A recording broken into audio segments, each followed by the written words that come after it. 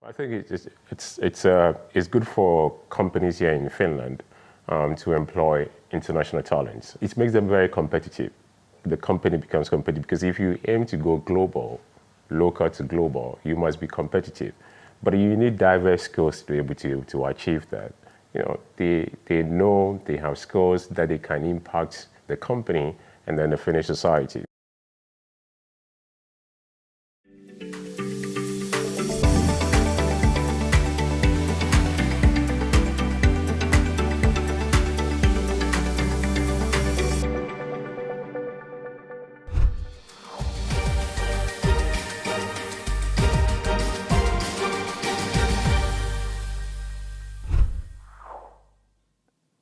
Ja mukavaa päivää täältä TE-livestä.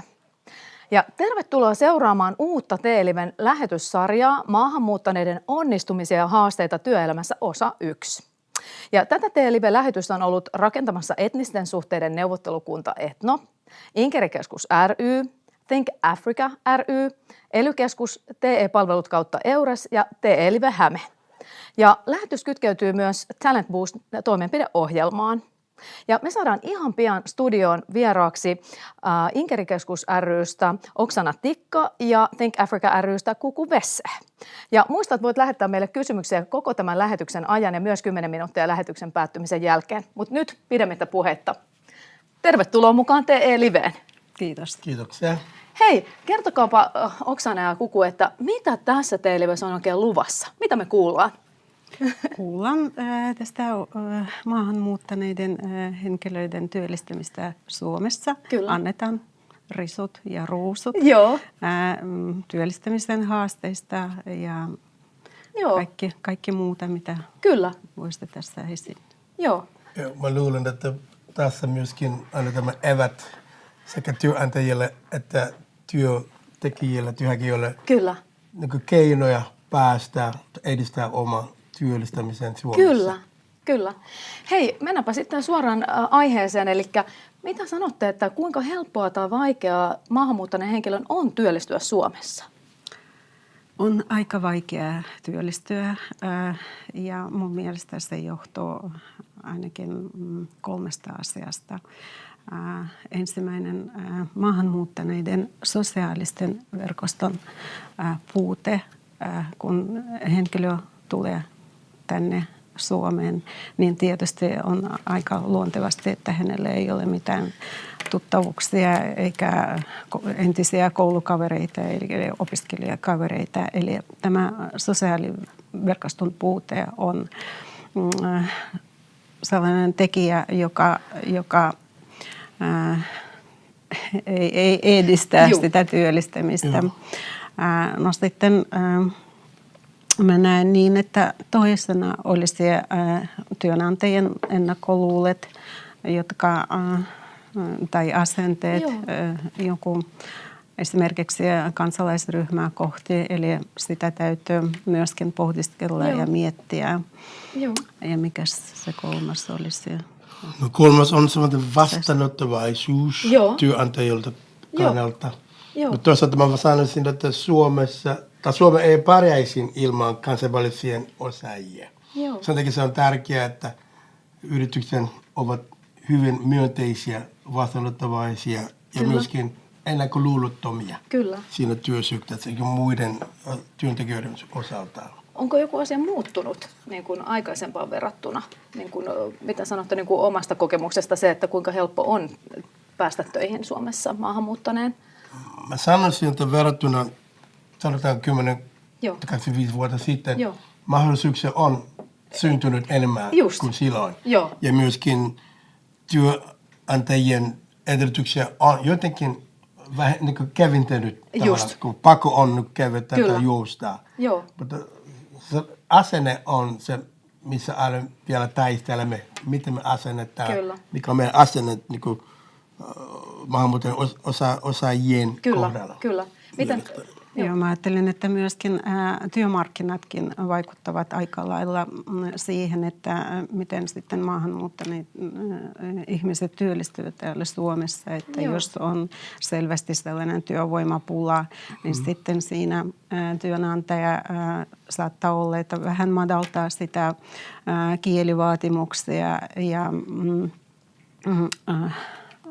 maahanmuuttaneiden kun työllistäminen helpottuu. Mutta myöskin se riippuu näistä työtehtävistä, mitä haetaan tietysti. Kyllä. Jos on asiakaspalvelutyötä, niin selvästi tarvitaan hyvä suomen kielen just taito. olin tulossa tähän. Miten tämä suomen kieli, niin kuin kuinka keskeinen? Että sanoit just, että se on helpottunut ajan myötä, mutta tavallaan miten se niin kuin tässä hetkessä on? Kuinka tärkeää se on osata suomen kieltä hyvin? No, se on tärkeää siinä mielessä, jos työntekijä pitäisi ymmärtää niin ne ohjeistus. Kyllä. Ohjeita. Siinä mielessä se on tärkeää. Joo. Mutta kielitaito ei pitäisi olla just se ydin, se ainoa tapa niin tämmöistä kriteeriä työllistyä. Kyllä. Koska silloin se peitää työntekijät, tulevan työntekijän niin osaamista. Kyllä. Koska se kieli on se muri. Joo. Mutta sen murin takana on jotain niin toimiva. Kyllä. Taitoja ja osaamista. Ja niin siinä pitää katsoa se muri yli, että saadaan se henkilö pääsyä sisään järjestöön tai yritykseen. Silloinhan pystyt omaksua ja hyödyntää näitä taitoja mielestäni. Joo, no, suomen kielen tärkeys on kyllä korkea kyllä ja sekin oman tämän työntekijän turvallisuus ja tässä kaikki nousee esiin, koska sitten saattaa olla, että työnantajatkin ovat sellaisia, jotka palkkavat kielitaidottomia ja sitten jotenkin sekin vähän hyödyntävät sitä, että ihminen on kielitaidoton. Että se voi olla niinkin. Joo, kyllä. Onko mitään omia kokemuksia sieltä omasta niin kuin työuran aikana, kun on niin kuin tänne Suomeen tullut töihin, niin tavallaan jotain, mitä haluaisitte jakaa, niin kuin ehkä jotain, missä oli haasteita? Tai? Joo, no, ainakin mulla on sellaista työkokemusta sekä julkiselta sektorilta että yksityiseltä sektorilta. Mä tässä julkisella sektorilla olin Helsingin kaupungin sosiaalivirastolla töissä aikanaan, niin mä vieläkin, oliko se 25 vuotta sitten, ja vieläkin niin kun muistelen niitä aikoja, että oli kiva työyhteisö, joka oli ottanut minua aika hyvin vastaan. Ja siinä mä ajattelin, että vaikuttaa siihen se, että oli jo sellainen kansainvälinen työyhteisö, joka oli jo tottunut siihen, että ulkomaalainen on tullut työpaikalle. Että se kansainvälinen yritys tai kansainvälinen toiminta, kyllä se vaikuttaa siihen, että millainen työyhteisö siinä sitten on työpaikalla. Kyllä. Miten onko sulla? Mulla on sanotaan semmoinen bittersweet tarina. Joo. Jakaa bittersweet. Eli silloin kun mä häin töitä alussa ihan 37 vuotta sitten, 90-luvun alussa. Kielivaatimus oli edelleen kuin nyt. Se oli niin iso juttu, eli kielitaito pitää olla hyvä. Ja mä häin silloin siivoustyö muistaakseni. Joo. Ja mä kulkin Tikkurilasta Marttilaksoon 4 aamuun, että mä pääsin 6. Joo.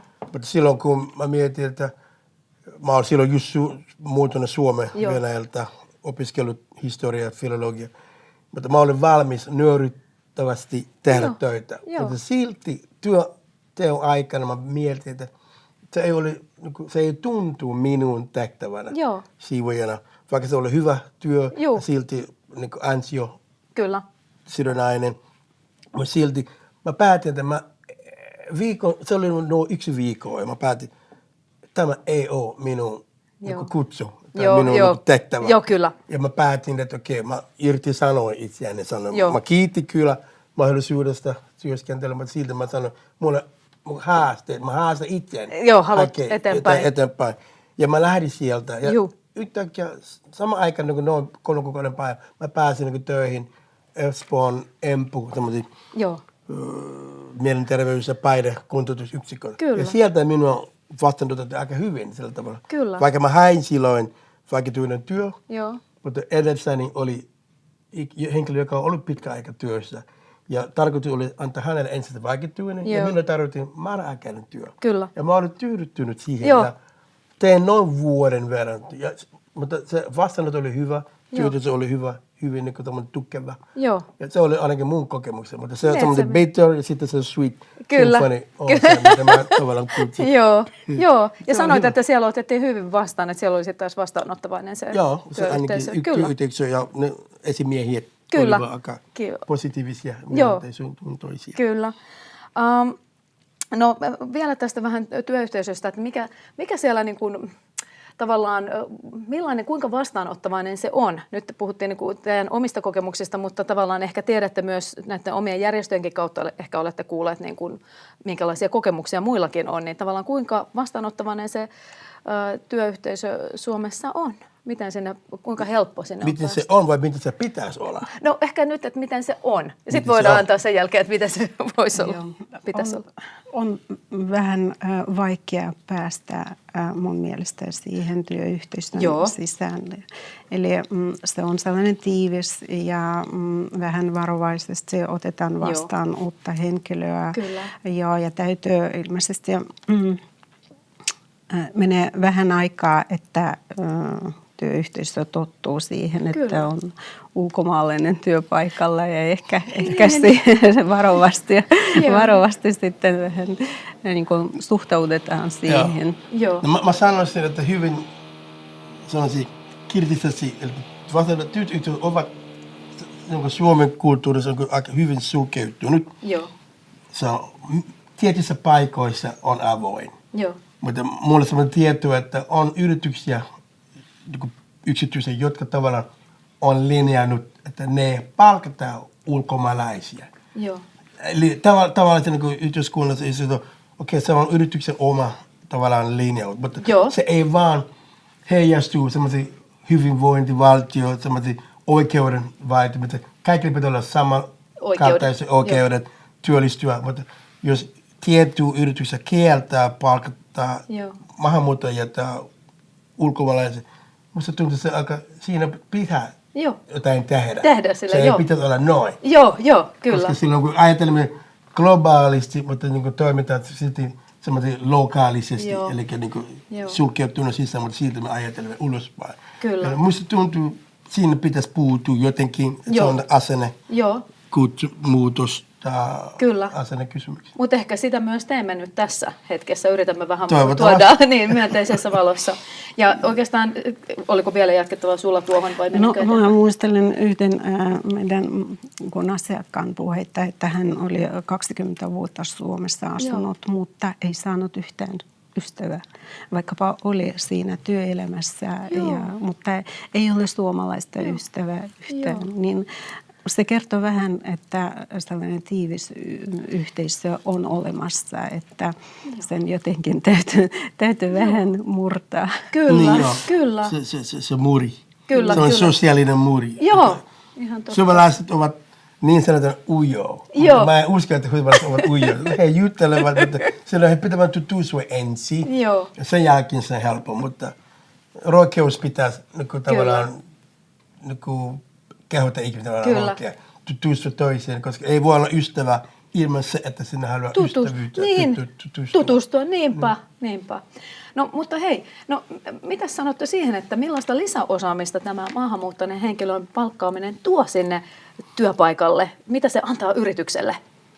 Sulla on. Niin. No, mä sanoisin aina lisäarvon. Kyllä. Mikä on ne lisäarvo? Se on niin käsitteen pitää kontekstista. Eli tapa tehdä työtä, tapa suhtautua töitä on eri. Mutta toisaalta se osaamista, joka tavallaan puuttuu Suomesta, löytyy maahanmuuttajille. Mutta silloin kun me katsotaan maahanmuuttajien osaajina, ei vaan ne toiset, silloin me pystymme omaksumatta hyväksyä heidän taitonsa, heidän osaamista. Ja musta tuntuu, että se lähtökohta pitää olla just ensin ymmärtää se ihmisen sisällöllinen taito osaamista. Kyllä. Ei vaan se kielimuuri, mitä hänellä on, se osaamattomuus. Niin siinä kielessä, joo, kyllä. Että se on jotain muuta se on osaaminen, tärkeä. kyllä. Niin, muuta kuin se kieli. Kyllä. Tuleeko Oksana sulle mieleen? No mä ajattelen, että jos yritys tekee jotain sellaista globaalia yritystoimintaa, niin sitten ilmeisesti niiden ulkomaalaisten kautta tulee jotain kontakteja esimerkiksi entisen kotimaahan. Ja sillä tavalla yritys laajentaa ehkä omaa asiakaskuntaa tai sitten laajentaa omaa toimintaa siihen maahan, josta tämä henkilö on kotoisin. Eli sellaista tapahtuu ja täytyy muistaa. Kyllä. Mä voin siihen lisätä, eli esimerkiksi puhutaan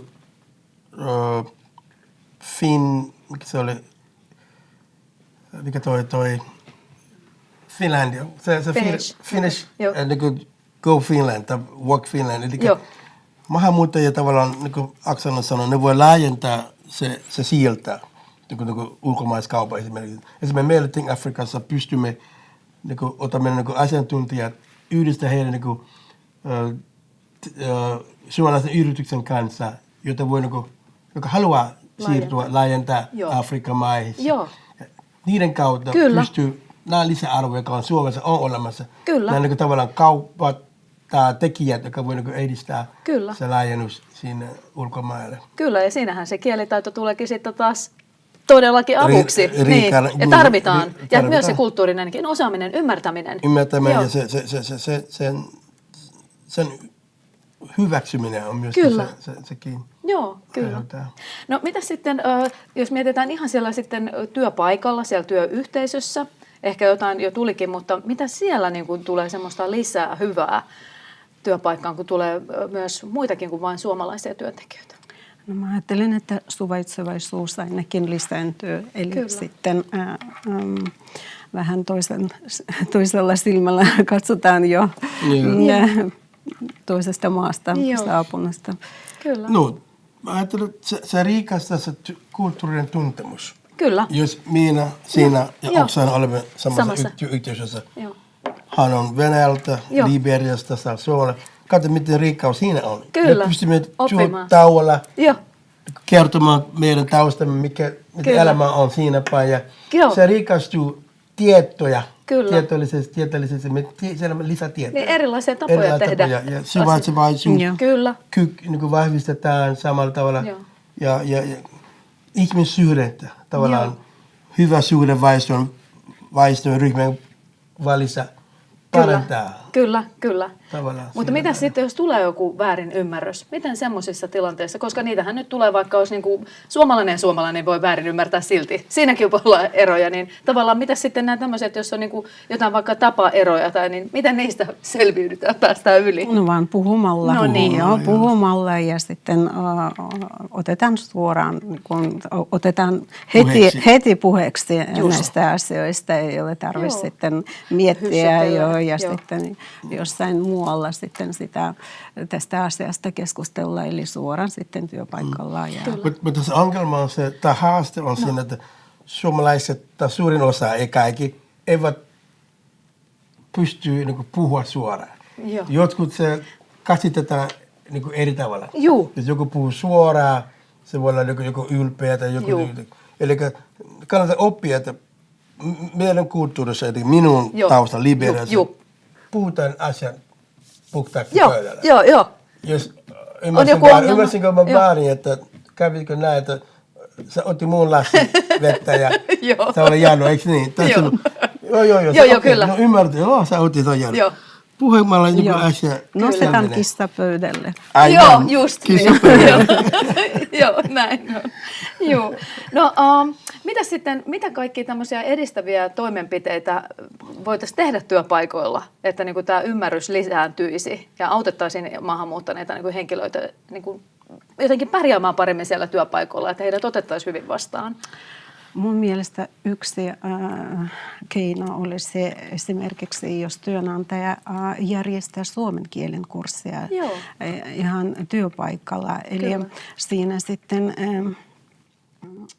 tähän kuuluu muutama tunti esimerkiksi viikossa, mutta myöskin työntekijäkin näkee, että häntä arvostetaan ja hänestä pidetään huolta ja halutaan, että hän edistyy sitten omassaan työssään.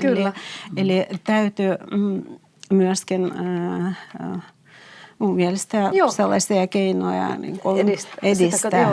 Joo. Ja vaikka tämä on hyvä idea, mutta silti se vasta-argumentti voi olla työnantajalla puolella tätä resurssi. Niin joo. Puutteita pula. Mutta musta tuntuu, että työyhteisössä voi jäädä tämmöisen keskusteluryhmä, joka joko taukotilalla tai sitten joku tunti työaikana, työajalla opettaa joku keskustelu tuokio ulkomaalaisten työntekijän kanssa, edistää hänen suomen kielen taitoa työn ohella. Kyllä. Se voi auttaa paljon siitä. Ja kulttuurien päiviä järjestämistä tietty kerran kuukaudessa teemoitaan. Sillä lailla voi auttaa. Joo, mä ajattelen, että myöskin ammattisanaston painotteinen sellainen kurssi, joka sitten nopeasti edistää tämän suomen kielen opetusta, niin sitten se olisi aika järkevää ainakin. Ja siitä työnantajakin hyödyntyy aika paljon. Ja siinä on tämmöinenkin vaihtoehto, tämä Työpaikka Suomi, niin kuin mikä kannattaa katsoa, niin kuin, että mikä voisi olla työnantajalle sitten yksi vaihtoehto tähän näin. No mitä sitten, mistä voisi hankkia lisää tietoa? Niin kuin, onko jotain nettisivuja, ainakin tämä Finland Works Talent Boost on semmoisia, mistä voi hakea. Joo, Infopankista. Kyllä. Sitten hyödyntyy sekä työnantajat että työntekijät ja vasta muuttaneet ja jo pitkäänkin asuneet maahanmuuttajat. Eli kannattaa siinä sitten käydä ja siinä löytyy tutustua ja aika monen kielen myöskin, kun se on käännetty jo. Joo, ja varmasti tehdä myös niin kuin omissa järjestöissäkin niin kuin sieltä sitä kautta osaatte neuvoa sitten myös. Tietysti. Ja omalla äidinkielellä. Niin, se on tärkeää. Se on tärkeää. Kyllä. Ja puhutaan siitä vähän lisää sitten kohta. Mutta nyt ollaan menossa katsomaan video. Niin Kuku, haluatko kertoa, että kenet meillä on ilo tavata?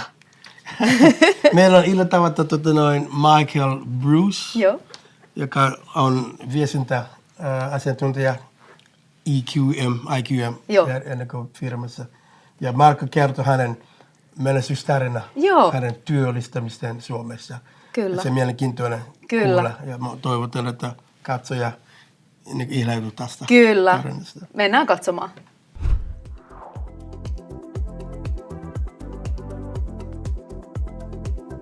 My name is Michael Sopon Bruce. I have over a decade of an experience in communication, PR, and marketing communications. I've worked in mining, telecommunication, insurance, and currently I'm working deep tech here in Finland at IQM Quantum Computers as a communications specialist. So I came to Finland, family reasons, my wife and daughter are in Finland, and I was based in Ghana. So I resigned my work, my last job with Allianz Insurance, so I resigned and came to Finland. So I went through the TU process, putting my CV into the system, and then I had a supervisor. So he called me, he said, I am not going to recommend language for you. He thinks that there's a company in Finland that needs my skills. I did 1 week training, CV training, in preparation of applying for jobs and all that. So through the process, I was applying for jobs. I saw a job at IQM website, and then I applied, which was event coordinator role. And then I got an interview. The line manager came for the second interview and then said, Michael, the role is below you.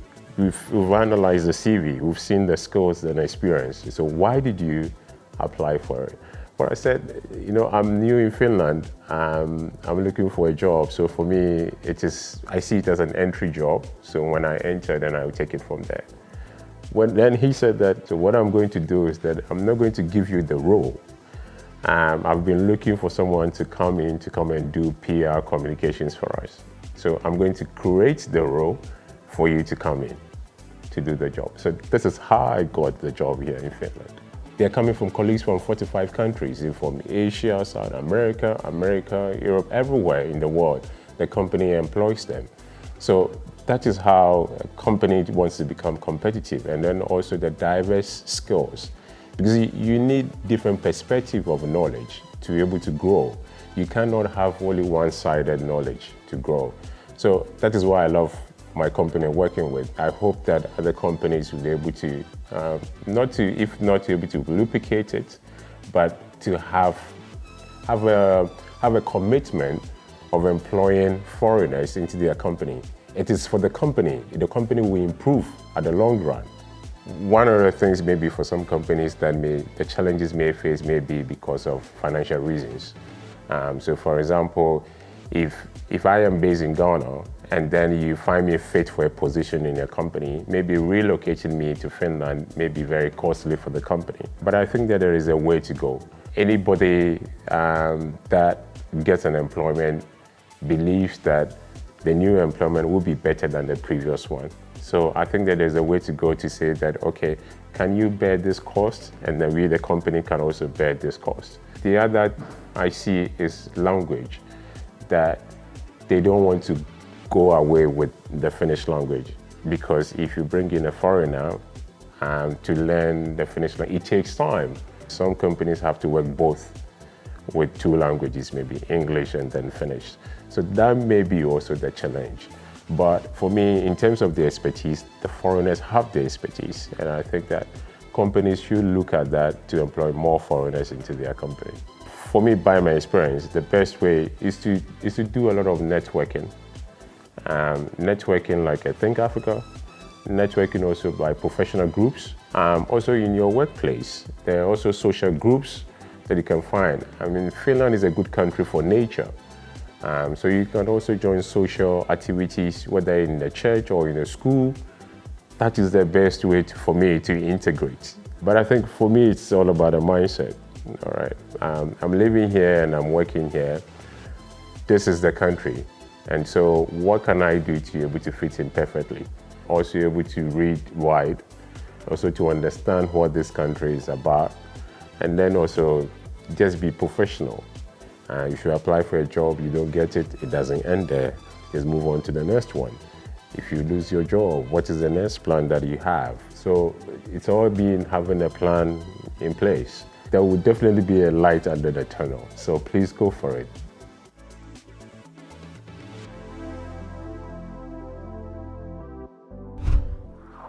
Ja siinä kuultiin innostava tarina Michael Bruceista.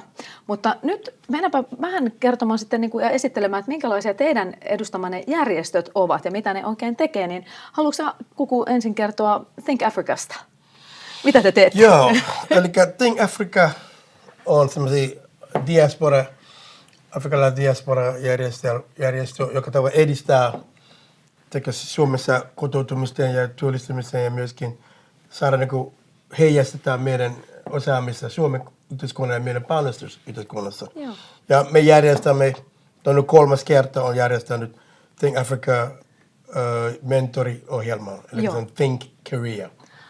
Ja viime maanantaina aloitettiin se 4. kertaa järjestää. Se on 3 kuukauden mittainen mentoriohjelma, jossa otetaan korkeakoulutettu maahanmuuttajia edessä ja yritetään heidän linkittää työyhteisön tai työyrityksen kanssa. Joo. Ja on aika suosittu ohjelma meille ja olemme saaneet rahoitus mistä me saa mikä STEA rahoitama juttu. Se on 3-vuotinen rahoitus. Minkälaisia sitten siellä on kokemuksia, että onko vielä tullut niitä tarinoita, mitkä on onnistunut hyvin? On ollut. Ainakin on tullut tarinoita, joka ajatellaan noin 60% on tavallaan työllistynyt ainakin viimein tietojen mukaan. Mutta se, mitä puuttuu, on vaan tiivis yhteistyö yrityksen kanssa. Just, että sitä lisää. Siinä lisäämme työstä, joo. Kyllä, koska se järjestelmä tai ohjelma on henkilökohtainen mentori. Joo. Ja me halutaan, että mentorit tulisivat järjestöistä tai yrityksistä. Kyllä. Ja yritysten kanssa toimimaan sellaisia mahdollisuus, että mentoroitava päästä töihin Kyllä. mentorin ohjelman jälkeen. Mitä nyt, jos joku yritys ja työnantaja katsoo, niin miten teihin saa yhteyden, jos haluaisi tämmöisen mukaan? He saavat yhteystietoa meidän niin mentoriohjelman Joo. koordinaattorin Sofia Ahmed Joo.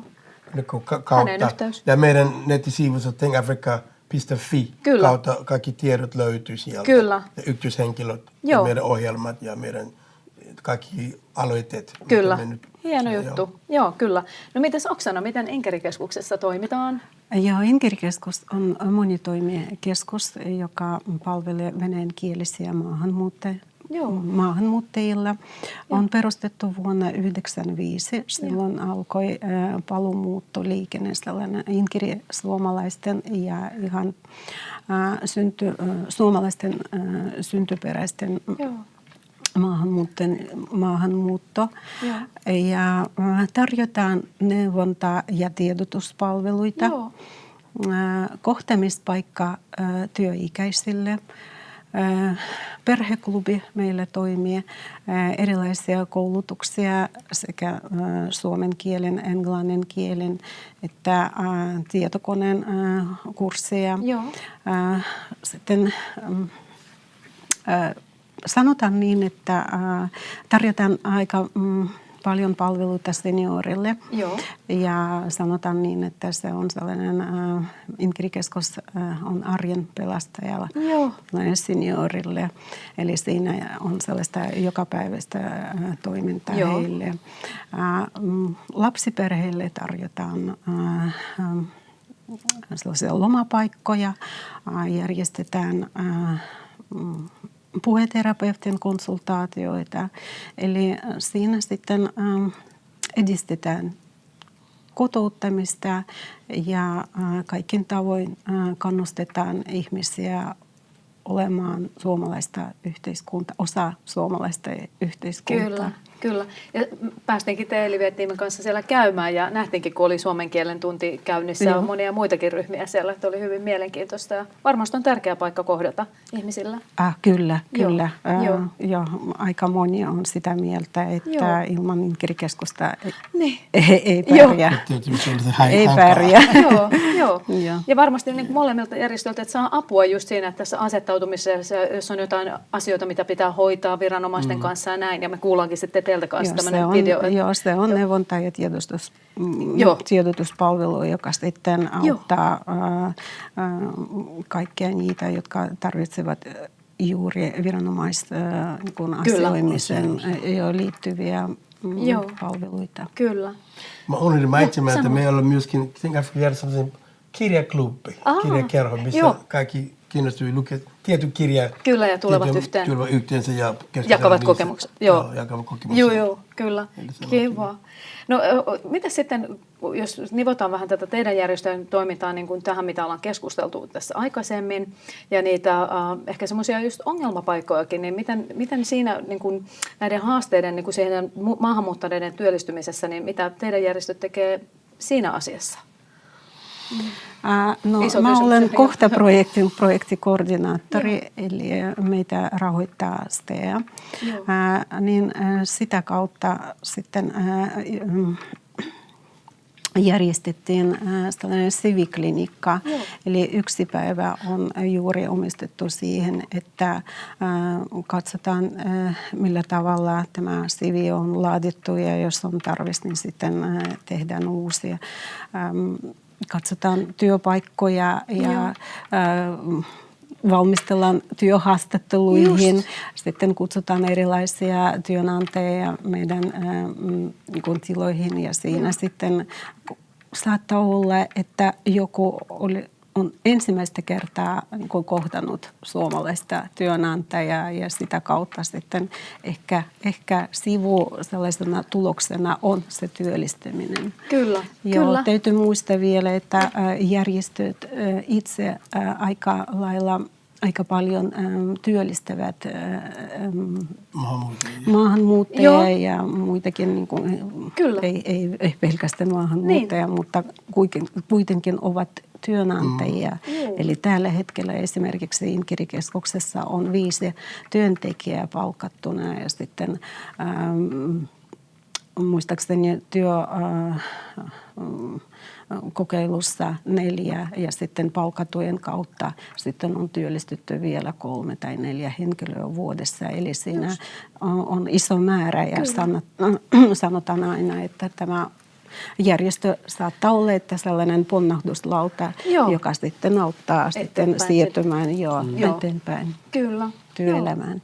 Tässä ero on se, että Twin Africa toimii vapaaehtoispohjana. Eli meillä on vain yksi työntekijä, joka on meidän nykyään se mentoriohjelman koordinaattori. Kyllä. Mutta ainakin meidän pari vuotta sitten saatiin TEMistä sellainen rahoitus, joka edisti järjestön oma sisään operatiivisen toimintaa. Ja meillä oli silloin ensimmäinen kerta, meillä oli järjestökoordinaattori, joka toimi pariksi vuodeksi muistaakseni. Ja se oli se alku. Nyt meillä on 3-vuotisen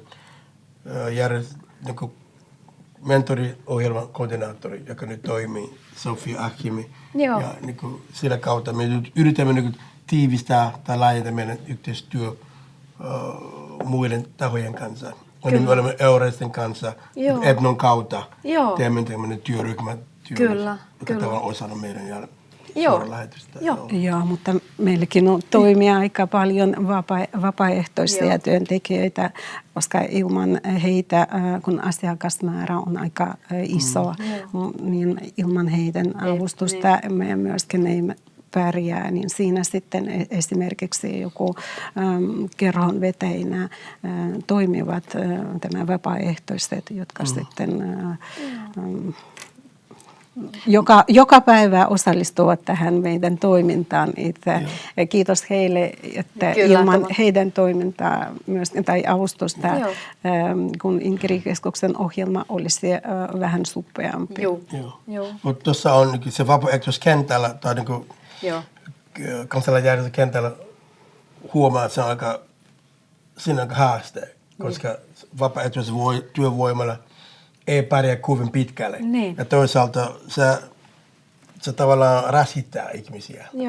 Ja jos ihmisellä on työtä ja vapaaehtoinen, se teho ei tavallaan täsmää sillä lailla. Sen takia me yritämme kuitenkin saada sellainen mahdollisuus työllistyä ihmiset, että miten ihmiset voi työllistyä seurakunnassa. Mutta järjestönä me emme tavallaan pystymme laajasti palkata ihmisiä. Mutta pystymme antaa ne mahdollisuuksia tai näyttää heidän väylä työllistymiseen. Kyllä. No, mitä sitten teidän järjestöihin voi liittyä? Miten se onnistuu? Onnistuu ihan jokainen, joka haluaa olla meidän järjestön jäsen, niin voi ottaa yhteyttä tai tulla suoraan paikan päälle, koska me toimitaan ihan matalan kynnyksellä, eli voi kävellä suoraan meidän toimistoon ja sitä kautta sitten etsiä kun sen oikean kerhon tai oikean kurssin, mikä sopii siihen tilanteeseen, mutta yleensä myöskin, jos ihmiset tarvitsevat avustusta esimerkiksi viranomaisasioissa, niin sitten hakevat ilmeisesti, saattaa olla, että netistä tai sitä palvelua ja sitä kautta sitten tulevat meidän asiakkaaksi. Mutta jokainen voi liittyä Inkeri-keskuksen toimintaan ja tervetuloa. Ja teidän sivuille varmaan sieltä voi mennä. Ja meidän sivuille www.inkerikeskus.fi. Tervetuloa. Meidän sivut ovat kaksikielisiä. Kyllä. Suomea ja Venäjä. Joo, meillä on Think Africassa järjestösivussa, jossa löytyy tietty, siellä on sellaisia membership, eli jäsenyyspainike, joka klikataan, ja siinä voi tutustua ja täytää sen ja maksaa se jäsenyysmaksu. Siinä alkaa järjestöjäsenyys. Ja myöskin kaverinen kautta aina olemme saanut lisää jäseniä. Kyllä. Ihmisen verkoston kautta. Kyllä. Mutta tämmöisen www.thinkafrica.fi kautta voi aina löytyä meidän tietoa. No kenelle te suosittelette nyt, että kannattaa liittyä jäseneksi? Että voiko olla, vaikka jos maahan muuttanut, niin voi liittyä? Joo, no ensinnäkin niille, jotka tarvitsevat sitä tukea ja avustusta siihen esimerkiksi jotain asioimista jossain virastolla tai hakemusten täyttämistä, niin tietysti ensisijaisesti heille. Kyllä. Joo, täytyy. Joo, mutta meillä Singapore on avoin järjestö kaikille maahanmuuttajille. Joo. Kyllä se on oli perusteltu afrikkalaisten taustaisia maahanmuuttajia, mutta silti se on avoin. Kyllä. Jokaisella, joka tavallaan liittyy, joka tavallaan pystyy noudattamaan meidän, meidän missio. Kyllä, mutta et voi tavallaan tukea, jos haluaa jäsenen. Kuka tahansa voi liittyä. Kyllä, se kyllä. on ihan vapaa jäsenyysmahdollisuus. Joo. No me ollaan menossa sitten katsomaan vielä toinen video, ja tämä olisi nyt sieltä teiltä Inkeri-keskukselta, niin kenet me nyt saadaan tavata? Me tavataan Anna, joka oli meidän Inkeri-keskuksesta työkokeilujaksolla. Se liittyi Annan opiskeluun, eli Anna opiskeli asioimistulkiksi. Eli sitä kautta Anna oli saanut ilmeisesti työkokemusta ja jotain muutakin, mistä Anna nytten kertoo. Selvä. Mennään katsomaan.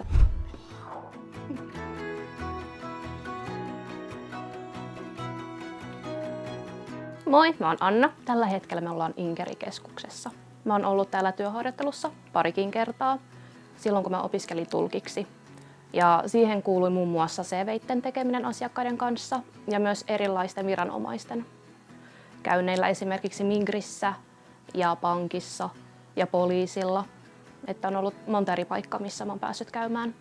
No siis lähinnä kielitaidon puute. Se on varmaan se suurin asia, mikä sitten aiheuttaa semmoisia ongelmia, sanoisin. Jossain tilanteissa on käynyt niin, että asiakkaalle on tullut ihan kauhea paniikki, kun viranomainen on sanonut, että hei, nyt aika on lopussa, että kun tämä asia nyt jää kesken, niin voisitteko varata seuraavan ajan. Niin sitten hän ei ymmärrä sitä, miksi se viranomainen ei pysty olemaan siinä vielä hetkeä pidempää, että he saisivat sen asian loppuun käsiteltyä.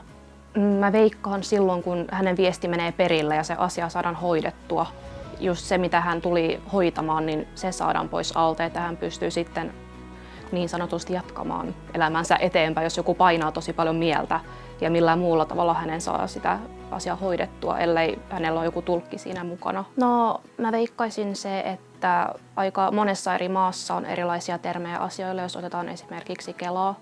Jos mietitään sitä, niin siinähän on kaikki näitä asumistukia, eri muotoja ja kaikkia muita mahdollisia tukia, mitä välttämättä siinä toisessa omassa kotimaassa ei ole. Niin sitten on myös se hankaluus ymmärtää, että mitä se tarkoittaa, mikä se on. Et mun mielestä olisi tosi tärkeää, että se selitettäisiin mahdollisimman yksinkertaisesti sitten sille henkilölle, jolla ei ole välttämättä sitä tarpeellista kielitaitoa. Joo, täällä on semmoisia ihan suomen kielen kursseja, missä opitaan suomen kieltä. Ja täällä käy erilaisia luennoitsijoita, jotka kertovat ihan suomalaisesta työkulttuurista, erilaisista mahdollisuuksista, mitä täällä voi tehdä. Ja myös täällä käydään erilaisissa paikoissa tutustumassa, mitä siellä tehdään. Ja täällä on ihan näitä ihmisiä, jotka sitten auttavat myös näitä asiakkaita, kun he tulevat jonkun ongelman kanssa. Mä kuitenkin haluan auttaa ihmisiä, joilla ei ole sitä riittävää kielentaitoa, että mä olisin tavallaan se silta niiden ihmisten välillä.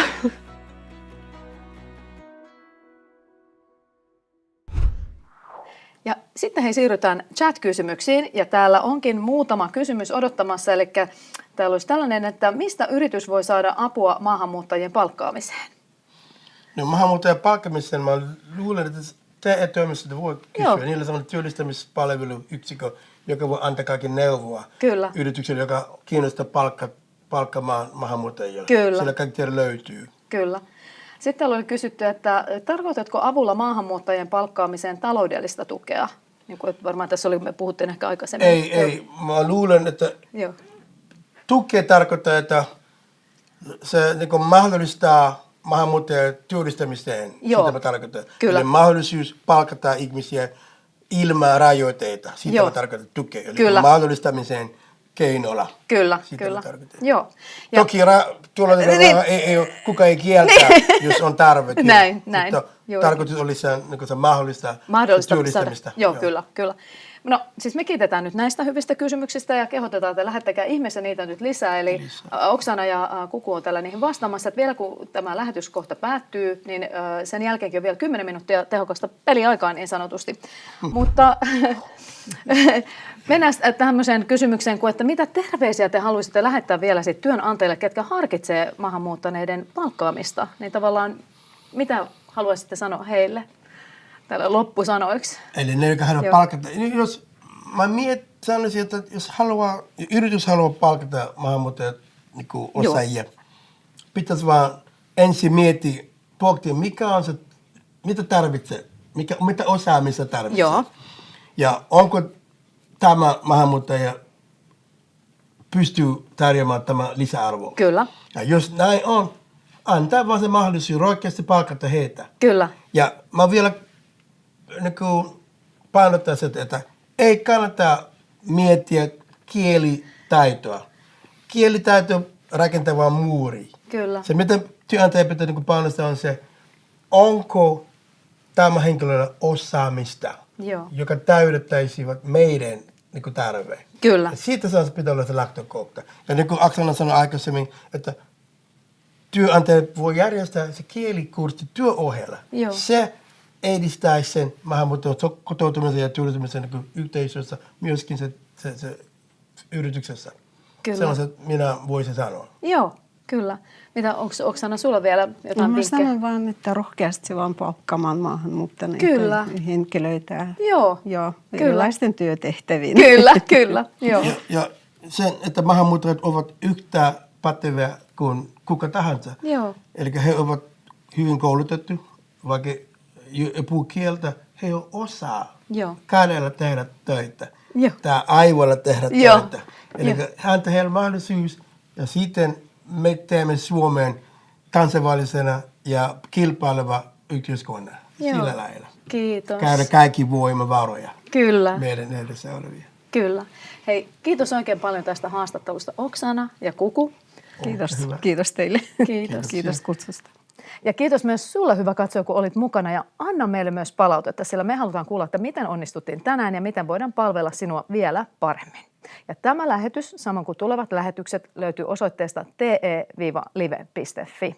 Ja me nähdään sitten seuraavassa TE-livessä, ja ensi viikolla sitten puhaltaa musiikkivinen tuulet Yhdysvalloista, eli nähdään silloin. Moi moi!